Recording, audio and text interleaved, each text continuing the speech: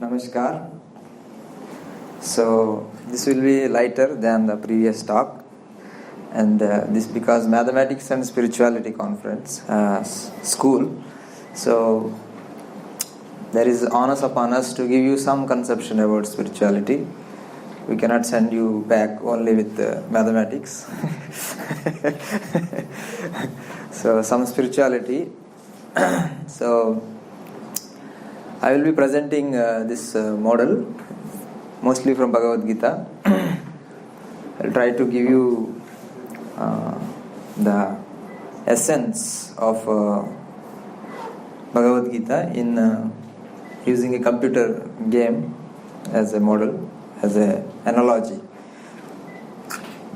So with that analogy, it is easy to understand, because the spiritual concepts sometimes they go above the head. So we'll try to bring it inside using our daily. So the reference books are Bhagavad Gita, because Bhagavad Gita, as we have heard in the last talks, it is axioms about our spirit, our soul and super soul and the world. So, and Srimad Bhagavatam has further expansion of these concepts, easily understandable. So in Vedic worldview, basically the reality consists of two categories of reality. Reality can be divided into two categories of reality. One is matter and another is spirit. This is the teachings of Lord Krishna. But Krishna says one is superior to the another. Spirit is superior to the matter. That's why we are able to manipulate the matter. And in matter, Krishna defines what is there in the matter. It is physical body, which you are seeing, able to see, touch. It's made of Bhumi, Rapu, Anula, Vayu. Panchabhutas, we say. So in the modern day, what is this Panchabhutas? Is the physical body made of chemicals and biomolecules and all the things.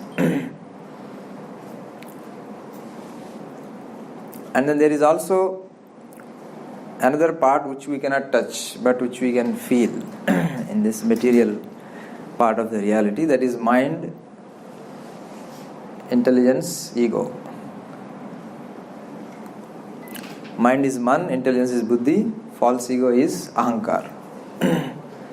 So these three constitute subtle matter. So matter is this all together is matter. There are a lot of things. Krishna didn't give us all the chemical elements. He has simplified it into small number, because that is not the main thing. So the main thing is the after this. So Krishna has a different way of categorizing. So maybe our scientists one day will find out what is the earth, water, fire, ether. Is it just it is another way of categorizing matter, physical matter. So these body is easy to understand. There is not much required. We are all studying in our disciplines day and night and experimenting in the labs with various operators. So we have a lot of knowledge. In the spirit, there is two categories again. Spirit has two different kinds of entities. In the matter, we have many different entities. Spirit has God and souls, spiritons. Our Dr. T.D. Singh has coined the word spiriton, like electron, because for us it is easy to spiriton. Also easy to speak. Otherwise, Atma, where is he coming from? So, spiriton is like electron, is a particle, fundamental particle of spirit, is a spiriton. And God is also spirit. So, we see the differences in the future slides, but qualitatively they are same, but quantitatively they differ. God is infinite and spiriton or minute or packets, fundamental packets of spirit.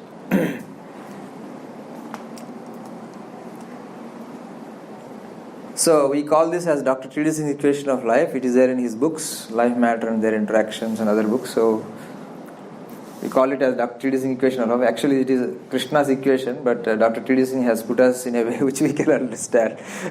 So the original inventor or original discoverer, or what you say, original giver of knowledge is Lord Krishna, but for the work of Dr. T.D. Singh to help us understand easily, so we call it as Dr. T.D. Singh equation of life. Life what we see as a life, what is this? This is physical body, is interaction of all these elements.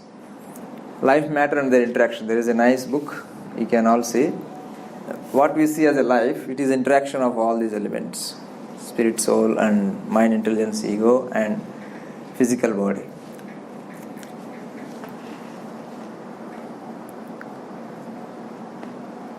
So if we are spirit and if we are attaching to this body, how are we attaching to this body? Can we have some understanding about this? So in the equation, the first part is called gross body.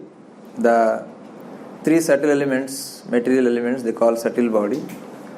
And the soul, which is our self, which is us, the real us in the body, it is called the spiritual body or spiriton, spiritual body. It has also a body, but in a different space.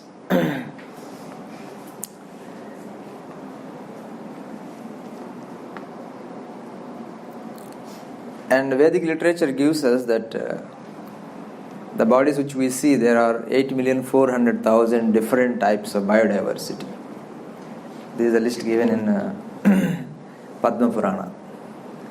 You have wide variety of choice.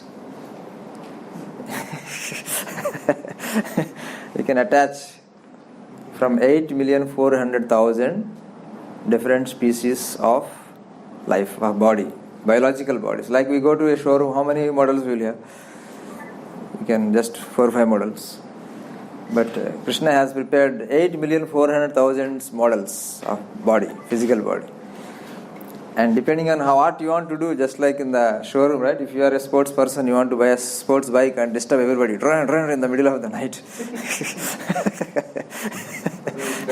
Or you are a humble person who want to disturb others, you buy some bike which is very quiet and slow and not disturb others. Or you like something which will protect you from the rain, you buy a car which has or you don't like the roads, it's too bumpy, so you want to fly. So you can take the aeroplane.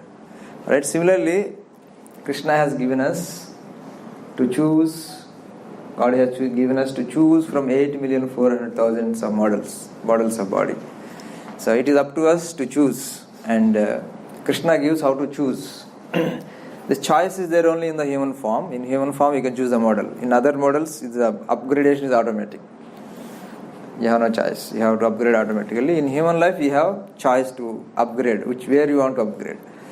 Anything you can upgrade. And Krishna gives how to upgrade. Any body you can choose. And the hint he says is that at the time of death, whatever model you desire, that model God gives you. Whatever model or whatever your thoughts suitable for a particular model, that model you get it. So we will understand some of these concepts of these different elements of subtle body, mind, ego, intelligence and soul mostly, body also, using a computer game, because audio is audible? Yeah. Okay. Yeah, so because we have, most of us work with the computers, easy to understand, and also for us, we study computer science, so we try to think in these terms. So this game many of you must have already played. I will just play it so that to have a feel of this game. I choose this game because there are some elements which I needed, like gold coins. Right? which we like in the real world. We collect gold coins and points. So it's simple also. I got it from the YouTube, which is already played by somebody. I didn't play this. So I don't play this game. I tried to play, but not very successful. Going much ahead. But somebody very experts, I think after playing every day, slowly become expert, and so somebody helped us. I will just play it for 2 minutes.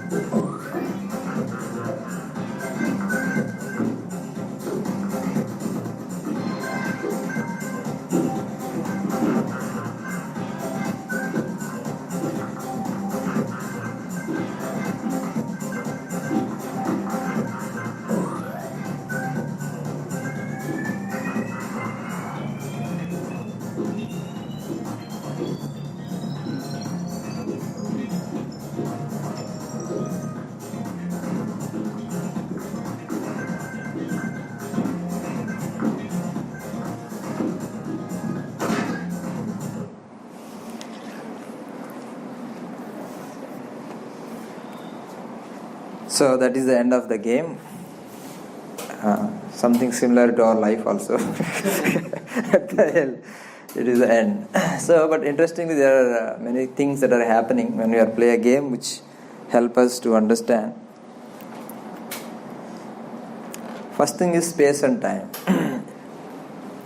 If you want to play a game, the game has to exist somewhere for you to interact, and for it to exist and interact. So for that it needs a space and a time. Right? What is the space? Is the screen. The game for us, actually it is existing in the screen. Of course the processing is going on in the behind, like dark matter or whatever it is. The screen is the space where this game is existing and interacting with us. And there is time which is sequencing the events and enabling this space to interact with us. So when you start a computer, in the small space, there is a big world that is simulated using a time. A time starts, t equal to 0. Whenever you start the computer, a new time starts, t equal to 0. So for this game world, the time is that clock. The time which we are playing is not the time which the game is operating. Of course, the clock is operating with this time, relative to this time. But as far as this simulation is concerned, for that the real time is the clock. That is what is the driving the whole game. So therefore, we need a space and time in order to create a world where we can interact, where we can involve ourselves. Like we wanted to play this game. Why you want to play this game? Because we felt a little bit bored, Every day same thing. We want to try something new. We want to try out something new. So therefore, that new thing is not available every day in life.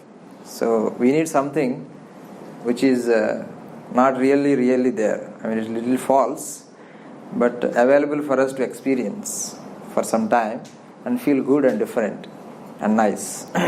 So that's why we play the game. And also, like on the track, in the real life, we don't run on the tracks, right? Nor we walk on the trains, nor we jump into the air with rockets. So game provides certain experience which we don't really get in the real world. So similarly, this material world which we are here is created in a small space within the spiritual world.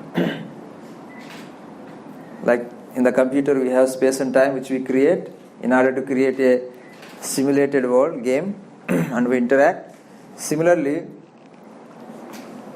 the Lord has created a small space within the spiritual world where this material world is simulated.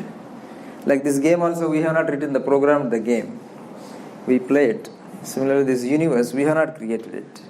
Somebody has created it, programmed it, and kept it running so that we can use it, play it, do what we like, right?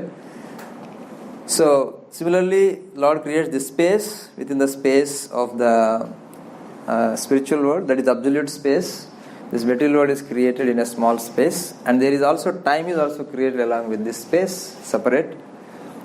So this material world works with this time, which is created for this, just like the computer clock is driving the computer simulation. Similarly, this material time, which starts with this material creation, it drives. So similarly, whoever is bored here, right, or whoever has something want to experience other than here, they come here voluntarily. Just like we play the game voluntarily, we come here voluntarily. So this is a facility for those who want to experience something which is not allowed there, which is not possible there, or which is not appreciated there. Like running on the tracks is not appreciated. You will be immediately caught and punished. What happened here? Are you going to commit suicide? So similarly, this material world is created for that purpose. And if you go to this Bhagavad Puran, this concept is given in Bhagavad Puran. You can find it here, vedabase.com/sp. There is history about 1.155 trillion years up to now, and it describes various times, various people, and important people. You cannot describe everything. So you can give a good reading. It is also explanation of Bhagavad Gita in detail in the conversations. So when we are playing the game, why we are using is to understand these elements, subtle elements, which Krishna describes in the Bhagavad Gita. One of the things Krishna explains is ahankar. Ahankar is false ego. Ego means identification. Aham. Ahamkar.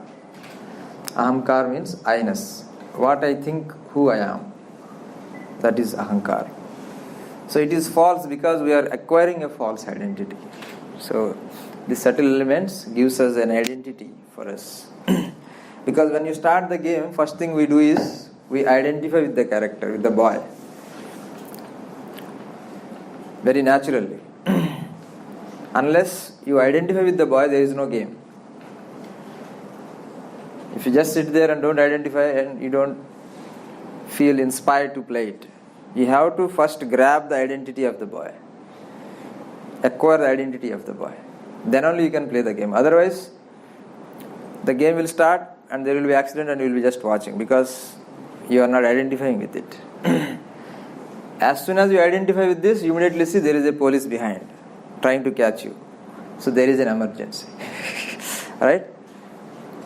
So if you understand these dynamics, that because of our identification with this body in this world, we have emergencies. All emergencies. But if you remember that this is your temporary identity, you can deal the emergencies in a better way. You can handle the pressure, you can handle the depression. You will not even go into the depression, because like a child who is too much absorbed in the game, who takes this game as a reality, that the child doesn't want to lose it, but for him it becomes very real. But for a father who is grown up, he doesn't mind losing it for his boy, he's a child, because this is not the real world. But for a child, it appears very real, this game. He takes it as a very, very real. So if you're advanced in spiritual understanding, this present life is also like this game. We have taken this character, and if you remember this, if you understand this fact, you can handle it very nicely without undergoing too much turbulations in life. Because most of the difficulties in our life is not because of the difficulties themselves, but because how we handle the difficulties, how we think about the difficulties. So how you think about the difficulties it depends on your ego, what you think you are and what is your life is about. What is the purpose of you and in this world? What is the meaning of this world? What is the meaning of your life? It depends on that, how you deal with it. Just like a father and a son, how they deal with the computer game is completely different. A child takes it, he cries if he loses. But father doesn't cry, because he very well understands this is a game, doesn't have much value.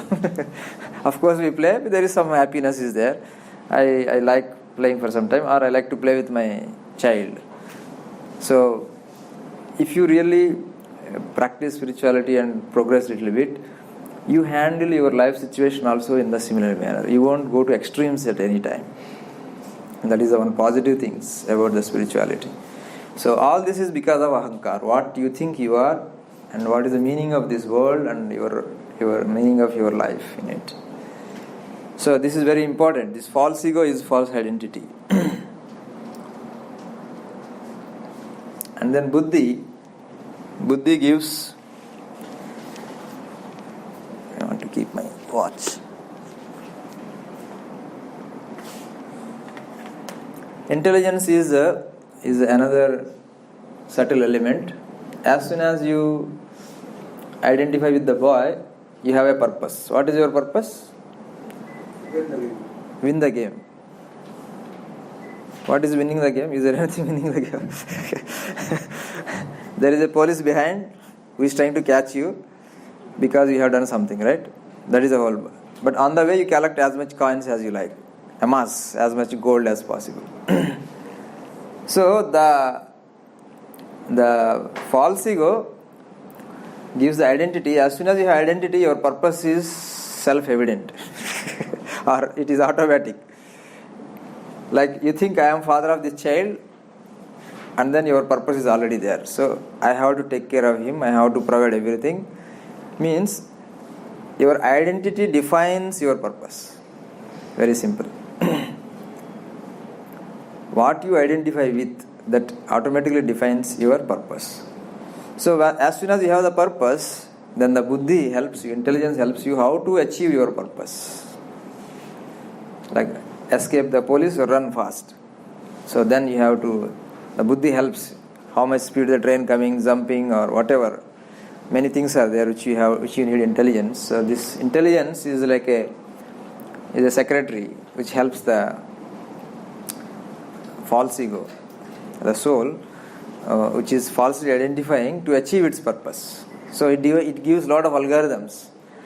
It evaluates the pros and cons and gives you, it gives you like a calculator. You want to calculate something like, okay, what is it good or what is the pros and cons? So immediately it will give you. Or how can I go there? How much fast I should run? So all these things the buddhi gives.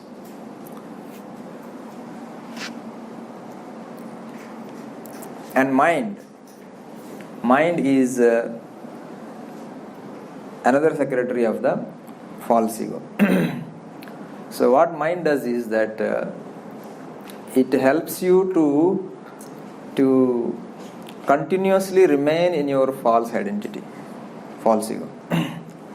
Right? You have identified with something, with the character.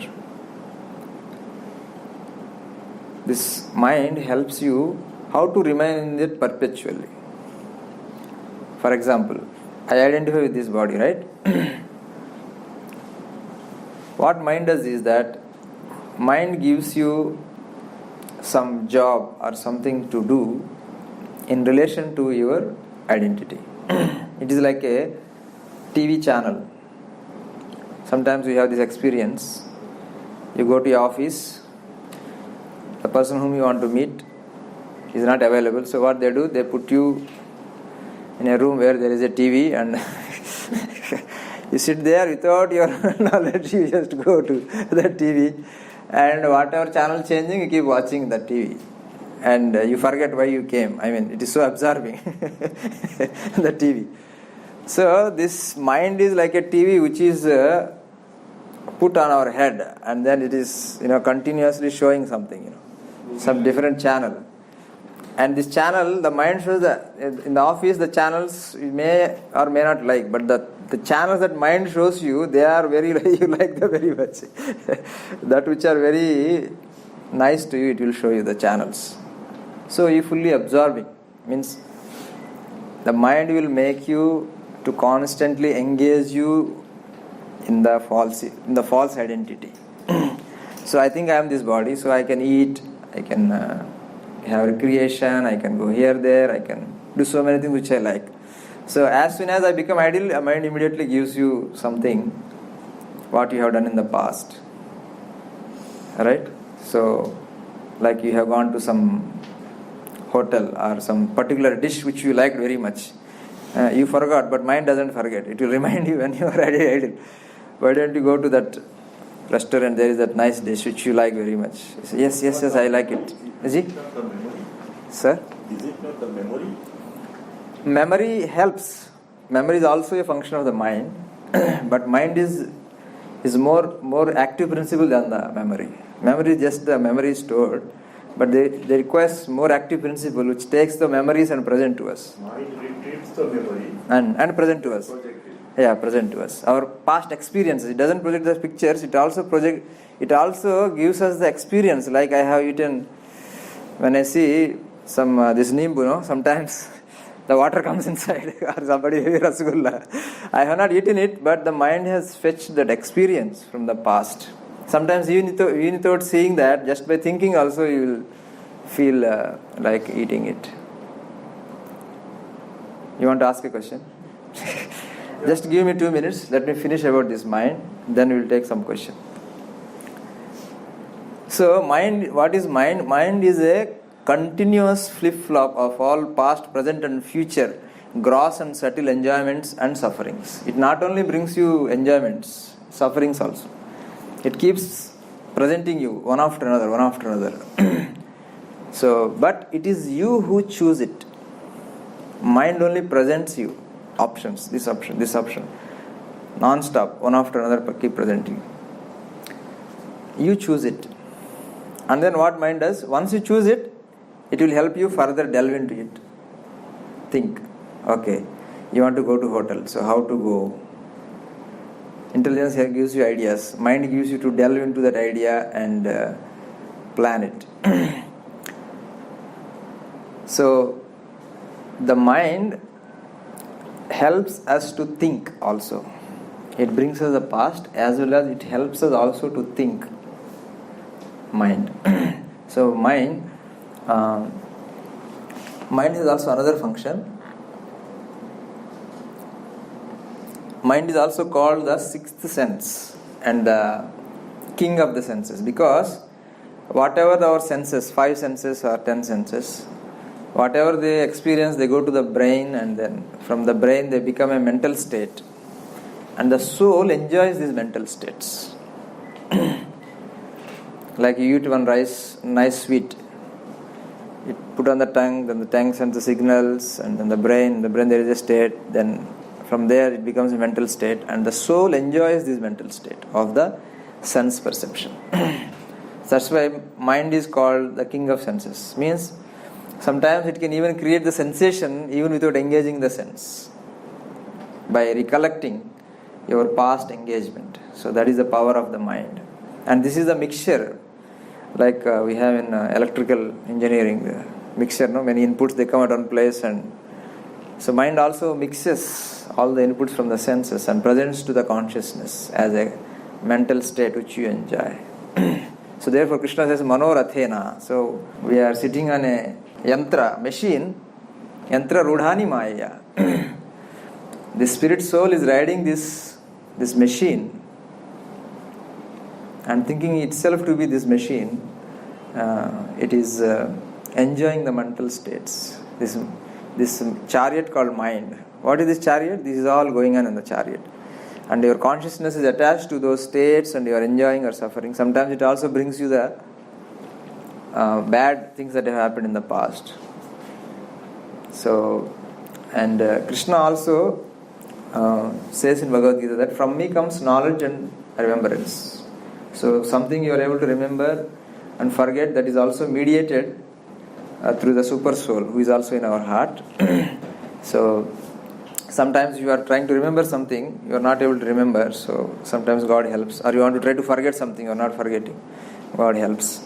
So it appears like an independent thing, but God is, super soul is also there sitting behind. Just like a mother, the child who is gone away from the mother to play in the park, the mother also comes behind to help, and the child plays. When suppose she sit down, she fall down, then she lifts and then just wait again, you play for some time. No? Children, after some, when they are grown a little bit, they want to grow away from the mother and play independently. So the mind is a very, very important element of the subtle things, because the mind drives us. The mind drives us through different things. If we train it nicely, it can help us. It is our friend. If we don't train properly, it will become our enemy. And mind has a particular pattern that it will remind your most recent activities, engagements more frequently. Like 90% of the times, maybe reminding you yesterday, day before yesterday, and today. Something like that. And less before that, and less even before that. So it is something like cache memory in the computer architecture. Hit ratio is very high. If you have sufficiently large cache, which is very small compared to the main memory, but very fast. So if you forcibly engage yourself in some good activity for some time, so your cache memory will be filled with all good things. And your mind will present you the good things, good habits or virtuous things, which you think are natural to you. They become natural to you. So if you want to cultivate any good habit, you do it for 14-21 days and it becomes natural to you, because before you have to force yourself, but now the mind itself will remind you. Then you think it has become your nature. Like even the bad things or even some enjoyments which you want, after you enjoy for a few times, it becomes your nature, because mind gets used to it and it starts reminding you. So it becomes your nature. So Krishna says a controlled mind means carefully guiding this mind in the positive things, so that the positive things become natural for us. Yeah. So, but if you don't properly guide this in the positive things, the negative things will become our natural things, because of the way the mind works. So, the positive things we can liberate ourselves. With the negative things we will fall down into very great difficulties. So the question is, who is thinking? Is mind thinking? Sometimes we think mind is thinking. Actually, mind is not thinking. We are thinking with the mind. We are thinking with the mind, just like a car. When the car is going, who is traveling? Passenger is traveling. But with the passenger, car also is going. But car is not traveling. The person who is in the car is traveling. Car is helping to travel. So similarly, mind helps us to think. But it is we who think, who drives it, the direction we want. Like mind is also like a car. But it is the driver who is sitting in the engine who drives it. So, you should learn how to drive the mind. Otherwise, the mind will drive you. Like you sit in the car and put accelerator on, right?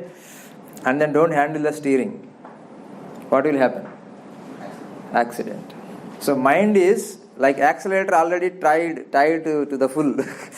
You don't need to put on the. It is going full speed. You cannot stop it. The only thing you can do is drive it properly on the road, in the proper guidelines. You keep going in those guidelines, you will be all right. But if you leave it, then it will take you wherever it likes, and you will have an accident. So we should learn. If you little bit meditate on how the mind works, then we can drive the mind. There is no option. Either you drive the mind or the mind will drive you. But in both cases, if you are not aware enough, you think that you are doing it. But actually it is two different things which are happening. In one case you are driving the mind, in another case the mind is driving you. So you have to see what is driving you. You are driving the mind or mind is driving. And it is going to define your fate. In this world, in this life or also the next. How your mind is being conducted. So Krishna says that engage your mind always in thinking about me. That is the best. So what will happen? That will drive you to Krishna. Whatever mind you engage, that is driving the mind, driving the car. So wherever your mind is driven, that is where you will go. So therefore Krishna says, at the time of death, whatever you desire, whatever you think, that is where you will go. That is where I will take you there. So throughout your life, whatever you do, whatever you desire, whatever you engage, that's what you desire at the end also. You are not going to desire something all of a sudden new and noble, all of a sudden becoming detached. So we very practically see, even at the end of our life, we very much get worried about our property, money, or our relatives, but none of them are going to be with us. We permanently are going to be separated. So a careful person should engage his mind in a proper virtuous path. So for him, both there is happiness in this life or also in the next. For that faith is very much necessary. So I just stop here and take question from him. He has some question. Swamiji, I am getting confused about the use of the word false ego. Please dissect this ego versus the false ego. Ego and false ego both are same. We are calling it false ego because you are falsely identifying with something else which you are not. Like, what is your name? Amitabh. But when you play a game, what do you think? Player. So both are identification, but this is false. So this is called false ego. Because these subtle elements which helps you to identify something which you are not, which is false, this is called false ego. Translation into the English. False ego to help us. It is translated like that. Actually, it is ahankara.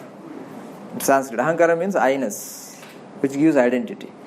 In English, in Sanskrit there is no false, but in English it is added to help us to understand that it is not your real ego, real identity.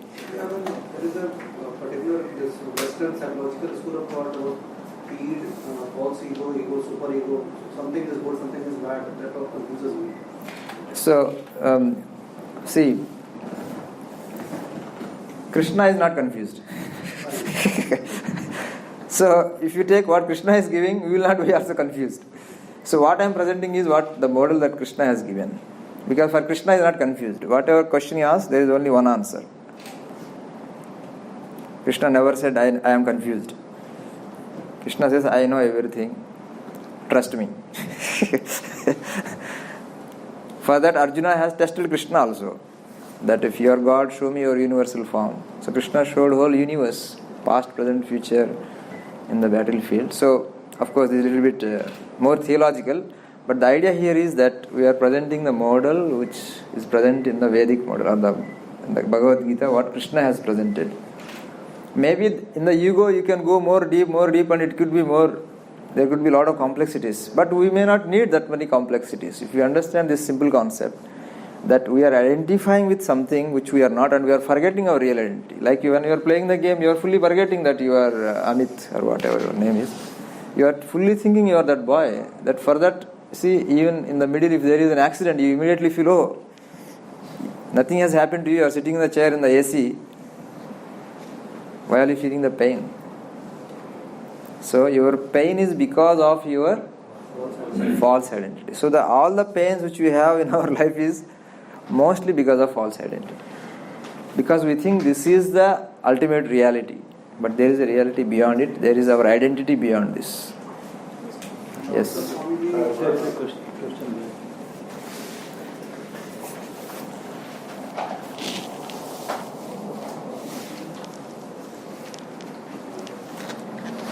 I have one question. Like now you are explaining that we are thinking through the mind.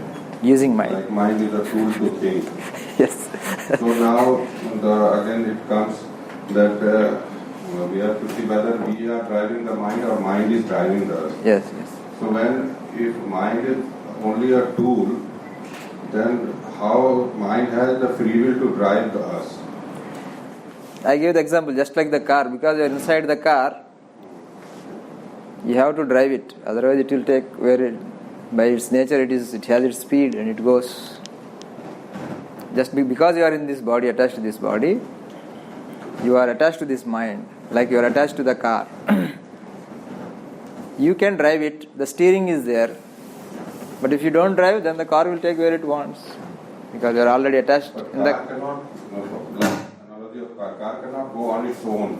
That is if you put your hands on the steering and drive it. Definitely. That's what I am saying. He is saying, if I am not putting on the steering, how it is going? Yeah, that is clear. We have only 2 minutes more. I think we have to vacate that. The last question. Maharaj, what is the actual meaning of Bhagavad Gita? Bhagavad Gita is the song of God, means the knowledge given by God. Yeah. Anything else? Yes. From that first, one of the first slides, Swamiji, if souls get bored and then they assume, and then we assume certain bodies, then that the journey should be enjoyable for every one of us. It is not. So where does that glitch happen? Very good question.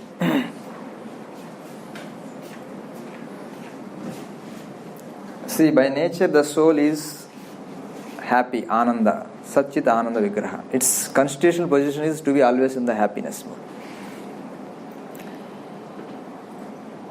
And that happiness is available on the platform of loving exchange, pure loving exchange with the other souls, with God in the center. That's what is going on. But once we come here in this world, we are not in direct contact with the God. Just like a child who is leaving the mother behind. So here what happens, we lack that happiness derived from that loving exchange. That what happens, that slowly converts into the happiness derived from the senses. Because that happiness is absent here, we lean on to the happiness derived from the senses. And the senses cannot give you happiness all the time. But soul want to become happy 24/7. Like eating, you can be happy 3 times, 20 minutes. But soul wants to be happy 24/7. So the platform of happiness changes here. From love to lust or kama. Kama means that love transforms into lust. Means we try to be happy by deriving, taking, trying to exploit others, taking from others. But in the absolute world, the happiness is available by giving on the platform of love. So, because you will be always unsatisfied without God. Because He is like a nucleus of the atom. So, like that for all the souls, He is the center. But when we go out of His, when we are not in touch with Him, He is touching with us, but we are not in touch with Him. So you will not be fully satisfied by anything of this world. That is the basic of being unhappiness. So what happens? You eat and you eat and it is not satisfying.